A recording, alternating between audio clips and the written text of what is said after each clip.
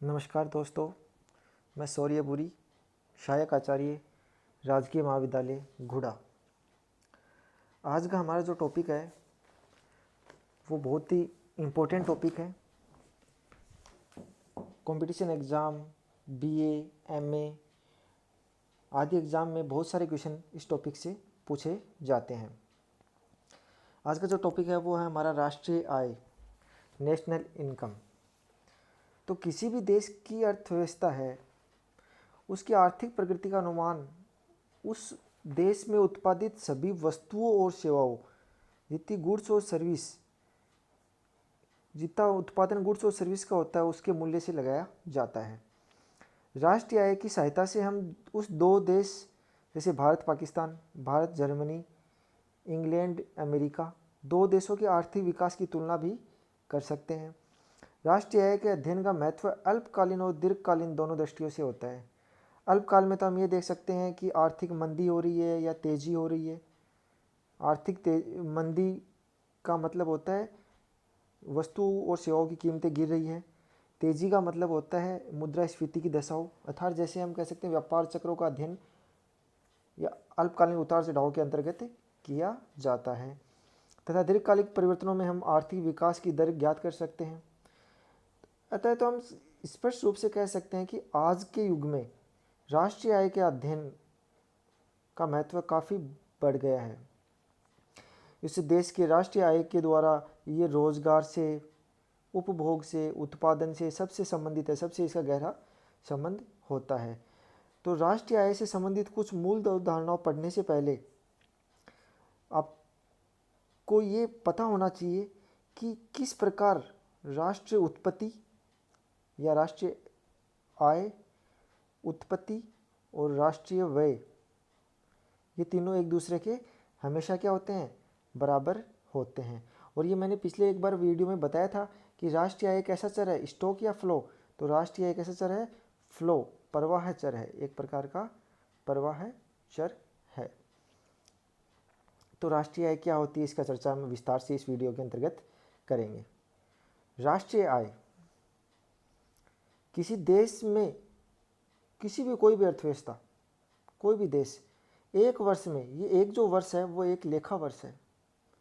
अब जो एक लेखा वर्ष क्या होता है, भारत का एक लेखा वर्ष जो होता है वो 1 अप्रैल से शुरू होता है और 31 मार्च तक रहता है। ये हर अर्थव्यवस्था का अलग अलग होता है। जैसे अपने आरबीआई की बात करें, रिजर्व बैंक ऑफ इंडिया, उसका लेखा वर्ष जो है वो 1 जुलाई से शुरू होता है और 30 जून तक होता है। लेकिन जो राष्ट्रीय आय, भारत में राष्ट्रीय आय के अनुमान जो लगाए जाते हैं वो 1 अप्रैल से 31 मार्च लेखा वर्ष मानकर लगाए जाते हैं। तो किसी देश में एक वर्ष में उत्पादित सभी अंतिम वस्तुओं और सेवाओं, अंतिम वस्तुएं और सेवाएं वे होती है जिनका उपयोग केवल और केवल उपभोग के लिए किया जाता है, अन्य किसी वस्तु के उत्पादन में उसका उपयोग नहीं किया जाता। अर्थात वो कभी मध्यवर्ती वस्तुओं का यूज नहीं करते। अंतिम वस्तुएं वो होती है जिनका उपयोग केवल और उपभोग के लिए किया जाता है। तो किसी देश में एक वर्ष में उत्पादित सभी अंतिम वस्तुओं और सेवाओं के मौद्रिक मूल्यों के समग्र योग को राष्ट्रीय आय कहते हैं। तो जितने भी वस्तु और सेवाएं एक देश में उत्पादित हो रही है, अंतिम वस्तुएं, उनको एक वर्ष में उनको बेचकर जितना मौद्रिक मूल्य प्राप्त होता है उन सब को हम जोड़ लेते हैं तो हमें क्या प्राप्त होती है, राष्ट्रीय आय। अब राष्ट्रीय आय के कुछ बेसिक कंसेप्ट हम देखते हैं।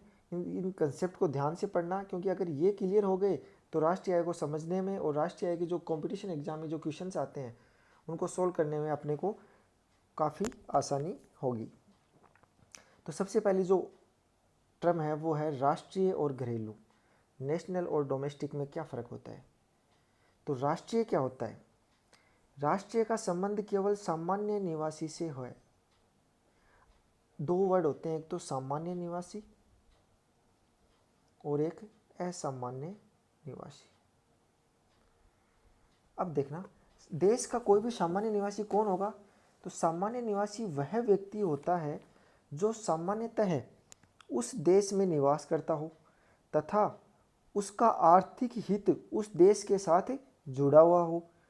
वह व्यक्ति सामान्यतः उस देश में निवास करता हो तथा उसका आर्थिक हित उस देश के साथ जुड़ा हो, उसे हम क्या कहते हैं, सामान्य निवासी कहते हैं।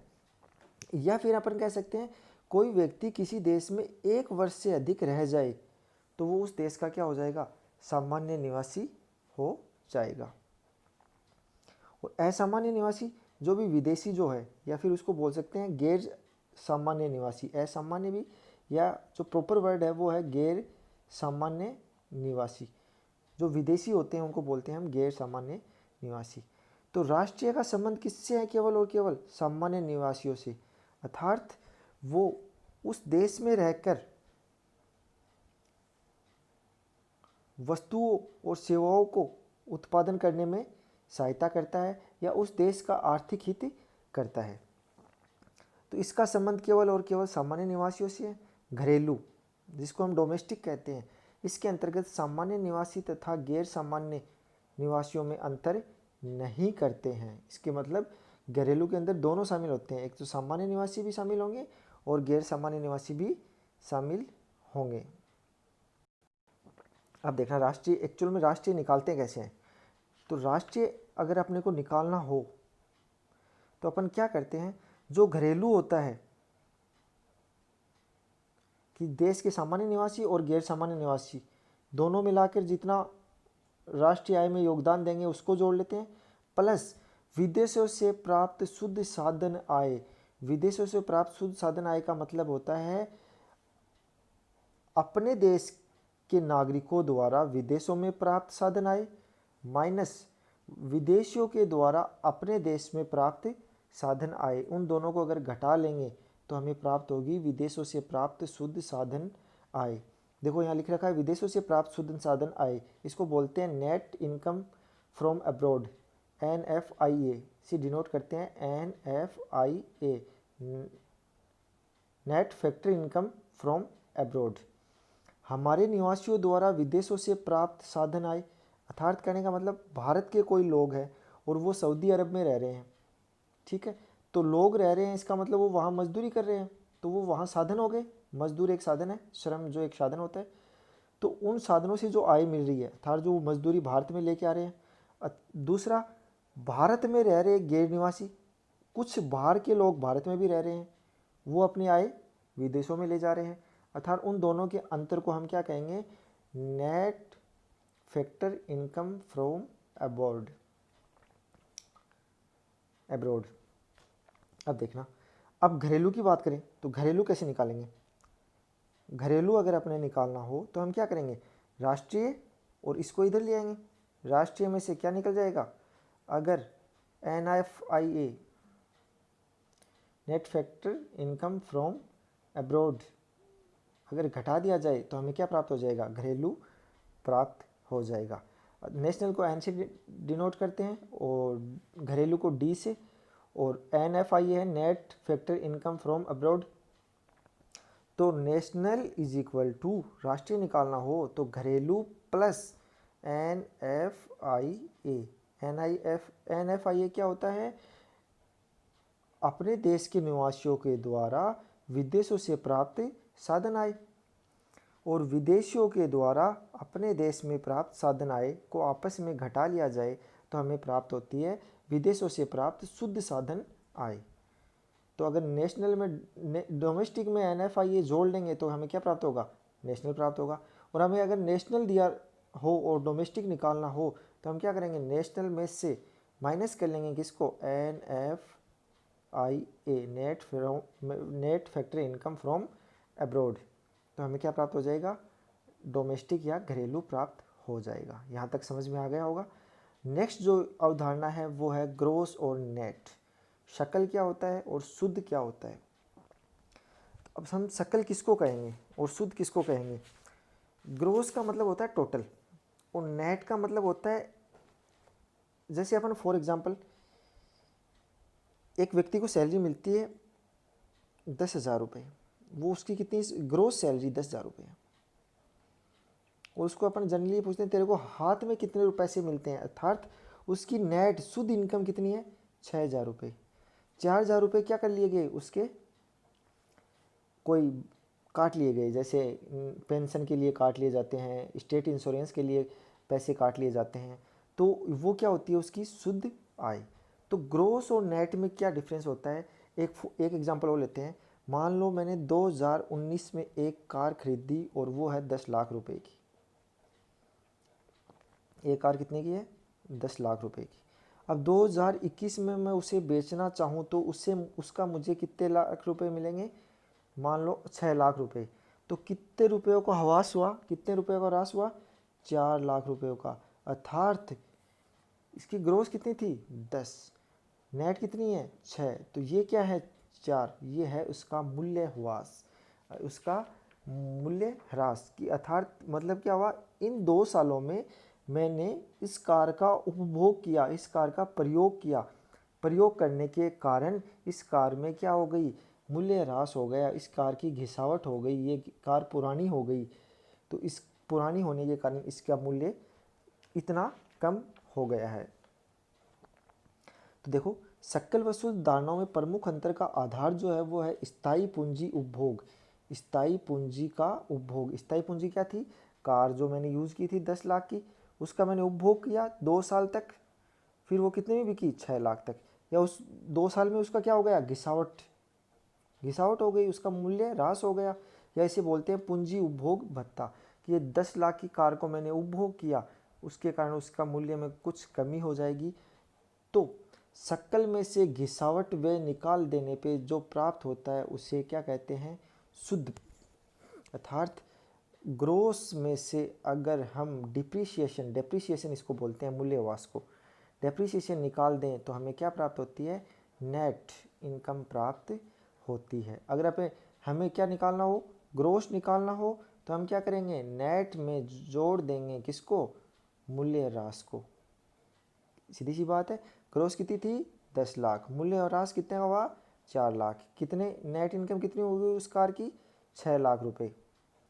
अब अगर अपनी ग्रोस निकालनी हो, नेट कितनी है, बेची कितनी 2021 में, 6 की, मूल्यह्रास कितने का हुआ, 4 का, टोटल कितना हो गया, 10। इस प्रकार हम सकल और शुद्ध में विभेद करते हैं। अब जो अपना मूल्यह्रास है उसके 2-3 नाम होते हैं जो कई बार एग्जाम में पूछा जाता है। एक तो होता है मूल्यह्रास, एक होता है स्थायी पूंजी का उपभोग, एक होता है पूंजी उपभोग भत्ता। एक को बोलते हैं CCA और एक को बोलते हैं CFC।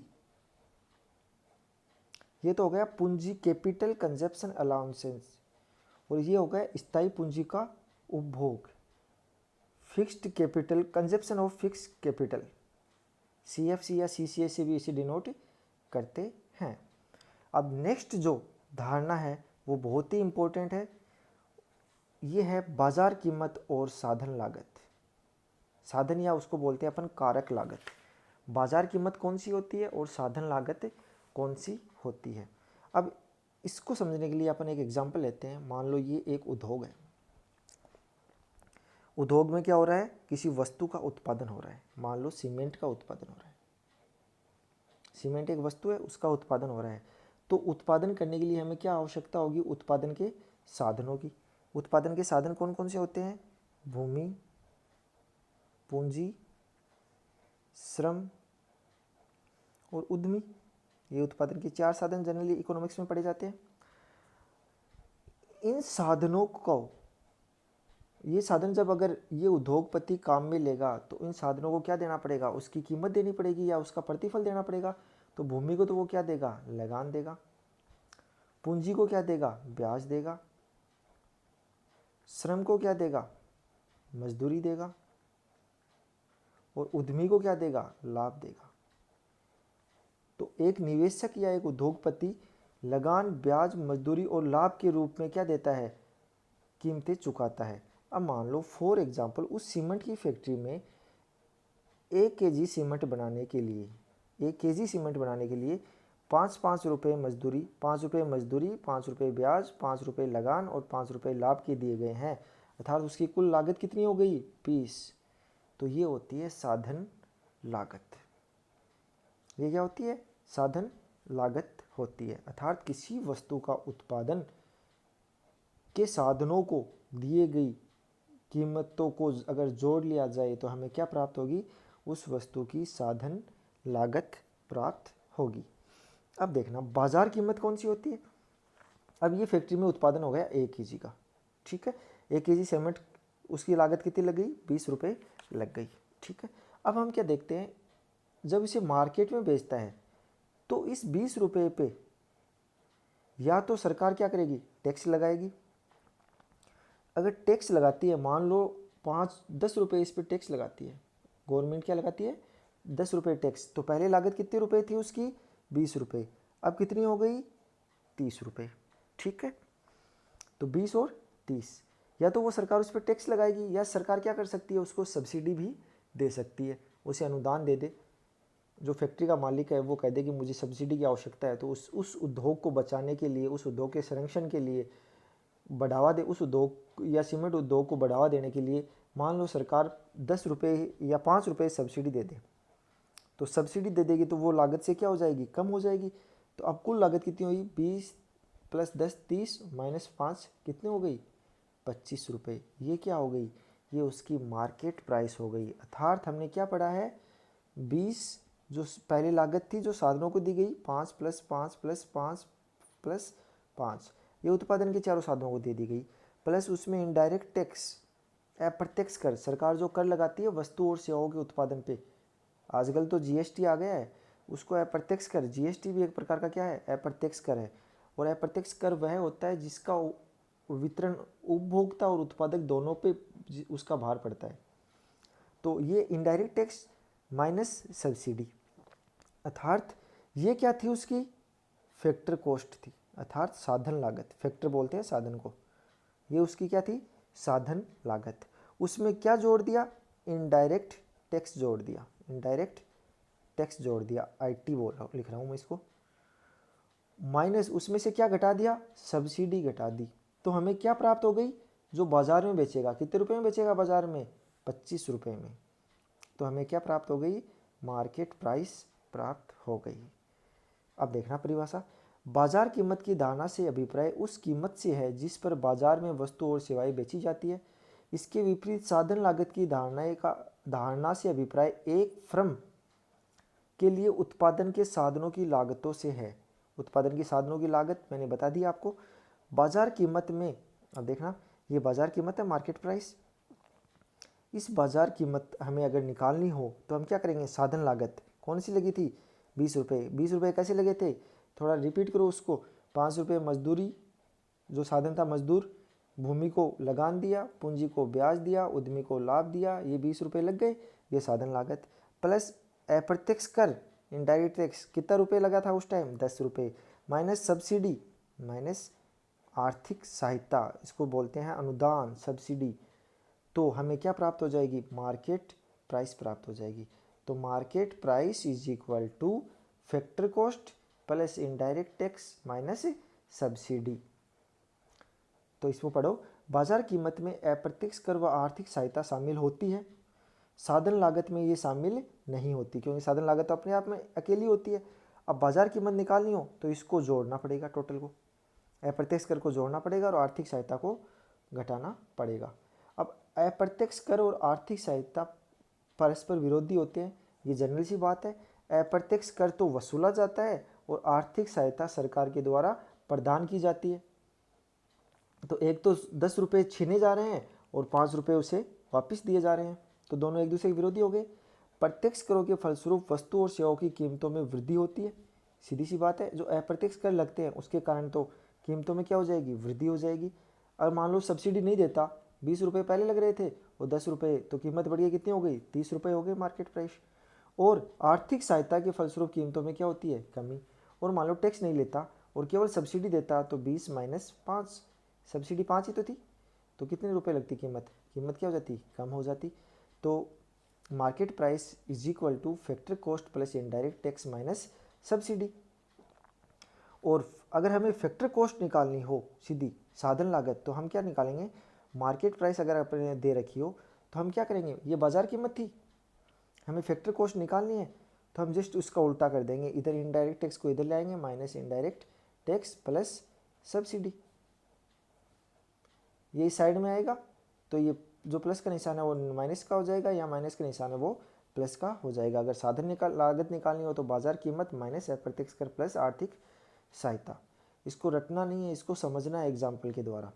अब इनडायरेक्ट टैक्स माइनस सब्सिडी, ये जो दो है इनको हम बोलते हैं शुद्ध अप्रत्यक्ष कर, नेट इनडायरेक्ट टैक्स, NIT से इंडिकेट करते हैं। कैसे करते हैं? मान लो पहले वाले एग्जाम्पल की बात करें, 10 रुपये इनडायरेक्ट टैक्स था, सब्सिडी कितनी थी? 5 रुपये। कितने रुपए टोटल? 5 रुपये। ये क्या हो गया? शुद्ध अप्रत्यक्ष कर हो गया। ठीक है, अप्रत्यक्ष कर और आर्थिक सहायता के अंतर को शुद्ध अप्रत्यक्ष कर कहा जाता है, नेट इनडायरेक्ट टैक्स, NIT। तो आप देखो इस फॉर्मूले में ऊपर वाला जो फॉर्मूला है, MP is equal to factor cost, market price is equal to factor cost plus, अब इनडायरेक्ट टैक्स माइनस सब्सिडी, इसको हमने क्या बोला है? Net indirect tax, NIT। तो ये मैंने यहाँ लिख दिया है, market price is equal to factor cost plus NIT। अब फैक्टर कॉस्ट निकालनी हो, factor cost is equal to market price minus NIT। यहाँ तक क्लियर है? अब आगे चलते हैं, ये भी बहुत इंपॉर्टेंट है। एक तो होती है कारक या साधन, फैक्टर। फैक्टर को अपन कारक भी बोल सकते हैं, साधन भी बोल सकते हैं। साधन कौन से होते हैं? भूमि, पूंजी, श्रम और उद्यमी। ठीक है, साधन आए और हस्तांतरण, भुगतान, ट्रांसफर पेमेंट, ये इंपॉर्टेंट है। ट्रांसफर पेमेंट पे कई बार क्वेश्चंस पूछे जाते हैं। तो सबसे पहले अपन बात करते हैं साधन आय की। तो साधन आय क्या होती है? साधन आय उस आय को कहते हैं जो उत्पादन के साधनों के स्वामियों को अपनी साधन सेवाओं को उत्पादकों को अर्पित करने के बदले में प्राप्त होती है। फॉर एग्जाम्पल, जैसे वो पहले वाला एग्जाम्पल था, एक फैक्ट्री लगी हुई है सीमेंट की, तो ये सीमेंट का क्या है? उत्पादक है। ठीक है, और यहाँ मान लो बहुत सारे परिवार हैं, ये पूरा देश है, उस देश में बहुत सारे परिवार रह रहे हैं। इन परिवारों के पास क्या क्या है? साधन है उत्पादन के, जैसे पूंजी भी इनके पास है, भूमि है, श्रम भी है। ठीक है, ये मान लो 3 उत्पादन के इसमें क्या है? साधन है। तो साधनों के स्वामी कौन हो गए? ये सब परिवार साधनों के स्वामी हो गए। उत्पादन के जितने भी साधन हैं उनके स्वामी क्या हो गए? ये परिवार हो गए। अब उत्पादन के साधनों के स्वामियों को अपनी साधन से, अपनी जो साधन है उसकी सेवाओं को उत्पादकों को बेचते हैं। अब जो मैंने यहाँ उत्पादक लिए थे, यहाँ जो साधनों के स्वामी थे, वो क्या करते हैं? उन साधनों को बेचते हैं किधर? उत्पादक के पास भेजते हैं ताकि वो उत्पादन कर सके। बदले में हमें क्या प्राप्त होता है? भूमि को लगान, पूंजी को ब्याज, उद्यमी को लाभ और श्रम को मजदूरी। तो ये सब क्या कहलाती है? साधन आय कहलाती है। यहाँ मैंने लिख भी रखा है, श्रमिक की साधन आय क्या होगी? मजदूरी होगी, पूंजी की ब्याज होगी, भूमि का लगान होगा और उद्यमी का क्या होगा? लाभ होगा। अब जो इम्पोर्टेंट टर्म्स आता है वो है हस्तांतरण, भुगतान, ट्रांसफर पेमेंट। हस्तांतरण भुगतान वो होता है जिसका उत्पादन में कोई योगदान नहीं होता, अर्थात बिना उत्पादन प्रक्रिया में योगदान के जो भी भुगतान होता है उसे हम हस्तांतरण भुगतान कहते हैं। ये कभी भी राष्ट्रीय आय में शामिल नहीं होता। देखो ऊपर हमने क्या देखा था? द्विपक्षीय। द्विपक्षीय क्या था? यहाँ उत्पादक था और यहाँ क्या थे? परिवार थे। तो परिवार तो क्या दे रहे थे? उत्पादन के साधन दे रहे थे इनको। बदले में उत्पादक क्या दे रहा था? साधनों को कीमत दे रहा था। जैसे मान लो परिवारों ने इसे श्रमिक दिए तो बदले में यह किधर है? मजदूरी। तो ये एक पक्ष और ये दूसरा पक्ष, द्विपक्षीय हो गया। लेकिन हस्तांतरण भुगतान हमेशा कैसा होता है? एक पक्षीय भुगतान होता है, अर्थात वो केवल दिया जाता है, उसके बदले में कोई भी लाभ या कोई भी राष्ट्रीय आय में योगदान नहीं होता। ये दान और अनुदान की भांति होता है कि हम दान दे देते हैं, हमें बदले में कुछ नहीं चाहिए। जो एक क्षेत्र से दूसरे क्षेत्र को दिए जाते हैं, इन भुगतानों के फलस्वरूप अर्थव्यवस्था में वस्तु और सेवाओं का कोई उत्पादन नहीं होता है। और ये जनरली 4 प्रकार के होते हैं। पहला तो व्यक्तिगत हस्तांतरण भुगतान, इंडिविजुअल ट्रांसफर पेमेंट। इसमें क्या करता है, एक व्यक्ति दूसरे व्यक्ति को दान दे देता है। उधार देना अलग चीज़ है, दान देना अलग चीज़ है। अगर एक व्यक्ति, मान लो राम और श्याम, अगर राम पूंजी उधार देता है तो बदले में क्या लेगा, ब्याज लेगा, अर्थात वो साधन दे रहा है और बदले में ब्याज ले रहा है, तो ये तो द्विपक्षीय हो गया। लेकिन अगर राम दान कर दे श्याम को 1000 रुपये, इसका मतलब वापस पैसे नहीं लेगा। तो ये होता है एक व्यक्ति से दूसरे व्यक्ति को भुगतान करना। दूसरा है व्यावसायिक भुगतान। व्यावसायिक भुगतान, मान लो कोई उत्पादक है और वो अपने कर्मचारियों को खुश होकर कोई भत्ता दे दे, उनकी सैलरी के अलावा कोई कर्मचारियों को भुगतान कर दे, उसे हम क्या कहेंगे, व्यावसायिक हस्तांतरण भुगतान। अगला है सरकारी हस्तांतरण भुगतान। ये अपन जनरली देखते हैं, वृद्धावस्था पेंशन, बुढ़ापे में जो पेंशन मिलती है तो क्या करती है सरकार, वो पेंशन देती है किसको, वृद्ध लोगों को। अब वृद्ध लोगों को वो पेंशन तो दे देती है, वृद्ध लोग बदले में कोई उत्पादन करते हैं क्या, या उत्पादन में योगदान देते हैं, नहीं देते हैं। अर्थात ये कैसा भुगतान हो गया, एक पक्षीय, ये अंतरण भुगतान या हस्तांतरण भुगतान हो गया। इसी प्रकार छात्रवृत्ति, जो स्टूडेंट्स को छात्रवृत्ति मिलती है, सरकार छात्रवृत्ति देती है किसको, छात्रों को। छात्र के पढ़ाई में वो काम में आती है, लेकिन छात्र सरकार को वापस उसके बदले में कुछ नहीं देते हैं। इसी प्रकार एक होता है बेरोजगारी भत्ता। ये सब क्या है, हस्तांतरण भुगतान है। अगला है विदेशी हस्तांतरण भुगतान। ये चारों प्रकार के हस्तांतरण भुगतान है, इनको राष्ट्रीय आय में कभी भी जोड़ा नहीं जाता। तो अपने को ध्यान में रखना है। अब तक जो अपन ने पढ़ा है वो क्या क्या पढ़ा है, सबसे पहले हमने पढ़ा है नेट और डोमेस्टिक में क्या डिफरेंस होता है, नेशनल और डोमेस्टिक में क्या डिफरेंस होता है। तो अगर हमें राष्ट्रीय निकालना है तो हम क्या करते हैं, डोमेस्टिक जो होता है उसमें क्या जोड़ देते हैं, net factor income from abroad. ठीक है, अगर हमें नेशनल निकालना हो तो हम क्या करते हैं उसमें, अगर हमें नेशनल निकालना हो, देख लो इसमें, तो हम क्या करते हैं डोमेस्टिक में net factor income from abroad add कर देते हैं। उसके अलावा अगर हमें, पहला तो हो गया नेशनल निकालना हो तो हम डोमेस्टिक में NFIA जोड़ देंगे, पहला कंसेप्ट यही था। दूसरा, अगर हमें ग्रोस निकालना हो तो हम क्या करते हैं, या फिर ये तो था नेशनल, ग्रोस निकालना हो तो हम क्या करते हैं, जो नेट होता है, शुद्ध होता है, उसमें हम मूल्यह्रास डिप्रिसिएशन जोड़ देते हैं।